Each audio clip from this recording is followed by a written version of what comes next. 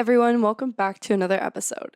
So, back in October, I got to check out the NASCAR Wireless 400 at Homestead-Miami Speedway. And let me tell you, it was definitely an experience.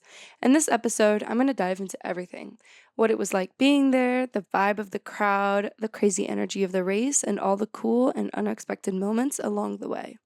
If you ever thought about going to a NASCAR race or just want to know what it's like, stick around, let's talk about it.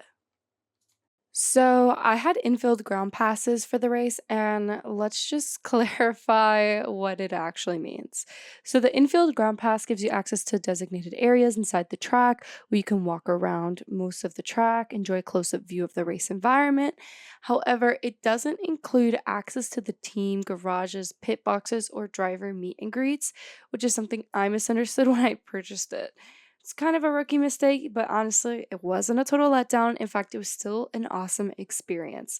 With this pass, I got to walk around the majority of the track, soak in the atmosphere, and even interact with some of the pit crew and a marshal. Thankfully, I met someone who was kind enough to invite me to where he was. He honestly went above and beyond. He saw me struggling, trying to ask someone a question, and he kindly stepped in to do an interview. So, huge shout out to him. He wasn't the only kind person I met. A lot of the people I interviewed were incredibly friendly as well, but he was definitely a standout moment for me. By the way, if you want to check out that interview, it's up on my Instagram and YouTube. Now, let's talk about the track itself. With these passes, you're allowed to walk most of the track, which was amazing, but there's one important rule: don't cross the yellow line. And trust me, I learned that lesson very quickly. It's totally understandable since the track is curved, and I think there's probably liability issues there, so NASCAR tries to keep it safe and limited for a reason. And here's a funny story. During the finished lap, like the finishing lap, I thought I could sneak into the track to see the podium celebration up close, but big mistake. I ended up stuck behind a barrier hearing the cheers and confetti cannons, but not being able to actually see anything. If you're planning on doing that, yeah, definitely not worth it. I honestly recommend just staying seated where you're at, like if you have seats, or if you don't, it's just way better. You can actually enjoy the final lap and the podium and all of that fun stuff. Highlight though was that I got to sign the finish line, which was such a cool moment to leave my little mark on the track. There's definitely a lot more options with this pass on what to do. For anyone curious, F1 paddock passes are completely different experiences. NASCAR is a lot more relaxed. You can bring your own cooler with food and drinks, which is awesome and super budget friendly. But heads up, you'll have to carry it around, so don't pack too heavy. Definitely wear comfortable walking shoes and bring sunscreen. I learned that the hard way after getting a bit sunburned. But in all honesty, it makes sense that NASCAR is a little bit more relaxed, especially since there's 258 laps. I think it would be very absurd if they didn't allow you to bring your own cooler and food and drinks. It's a lot, and F1 is comparable, like 60 laps at most, maybe. In contrast, F1 events are a lot more stricter as well about what you can bring. For example, at some venues like the Las Vegas Grand Prix, they only allowed clear tote bags up to a certain size or small handbags.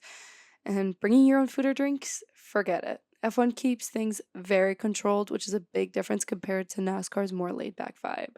Also, if you're planning on to going, invest in ear protection. I did not, and these cars are loud.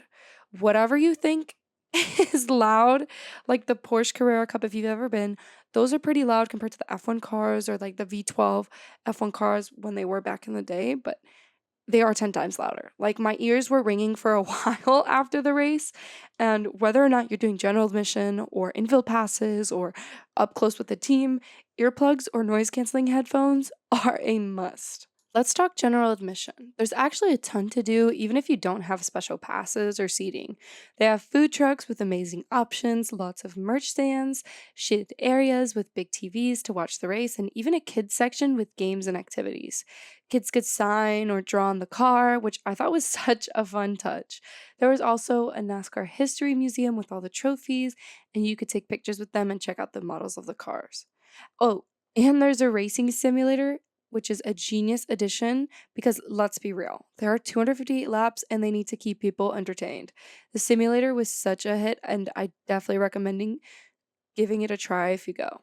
One final tip, if you're using an infield ground pass and want to catch the driver introductions, make sure you're on the track before they close the gates. Once they are closed, you're out of luck.